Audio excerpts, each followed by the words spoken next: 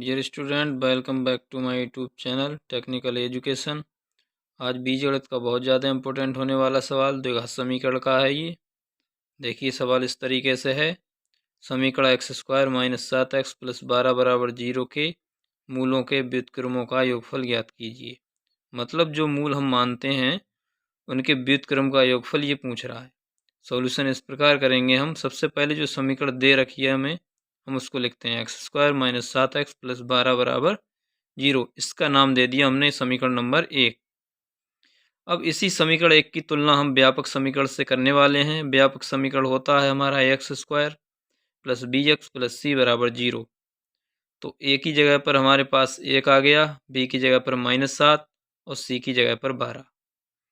क्योंकि जो द्विघात समीकरण होता है उसकी एक स्टैंडर्ड फॉर्म होती है X square plus B X plus C बराबर 0।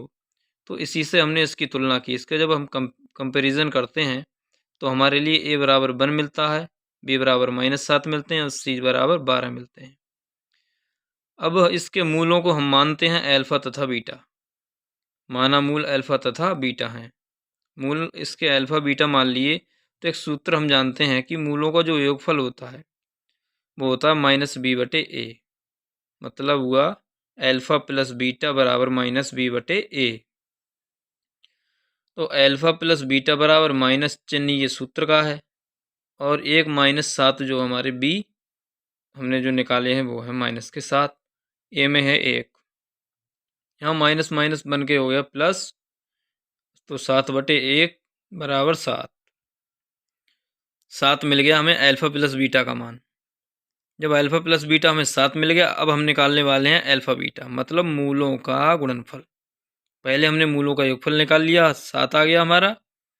अब निकालने वाले हैं मूलों का गुणनफल। पहले योगफल निकाल चुके हम, अल्फा प्लस बीटा 7। अब आ रहा है गुणनफल। अल्फा बीटा बराबर होता है c/a।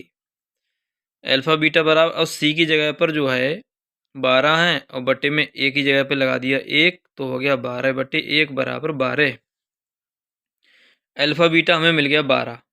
अब जो हमसे सवाल में कहा है, उसने प्रश्न अनुसार हम लिखते हैं, उसने कहा कि जो मूल हैं उनके व्युत्क्रमों का योगफल हमें ज्ञात करना है। जो मूल हैं उनके व्युत्क्रमों का योगफल।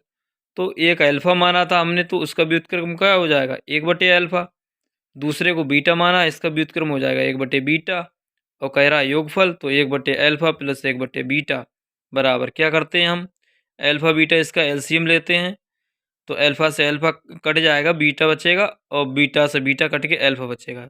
तो beta plus alpha alpha beta. Beta plus alpha के लिए हम अल्फा प्लस बीटा लिख सकते हैं, और बटे में अल्फा बीटा है हमारे पास।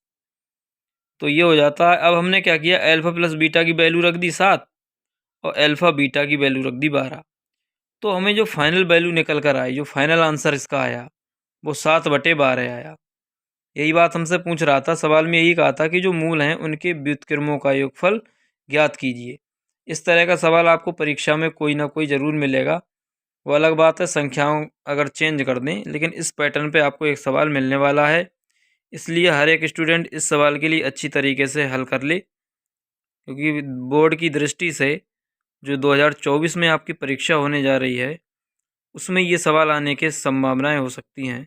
तो प्रत्येक स्टूडेंट इस सवाल के लिए बहुत ही ध्यान से कर ले। और इसी तरीके का एक सवाल मैं पहले भी आपको करा चुका हूँ, और ये दूसरा सवाल मैं आज आपको कराने वाला था। सवाल बहुत ईजी है, सूत्र याद होना चाहिए। अगर सूत्र याद नहीं होंगे तो क्वाड्रेटिक इक्वेशन आप नहीं कर सकते। कोई भी अभ्यास बिना सूत्र के आप हल ही नहीं कर पाओगे। इसलिए विद सूत्र, विद फार्मूले आपको इसको कंप्लीट करके रख लेना है।